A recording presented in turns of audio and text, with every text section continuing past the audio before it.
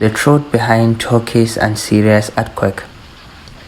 Ibn Qayyim rahimahullah said, Allah sometimes gives the earth permission to breathe, which is when major earthquakes happen.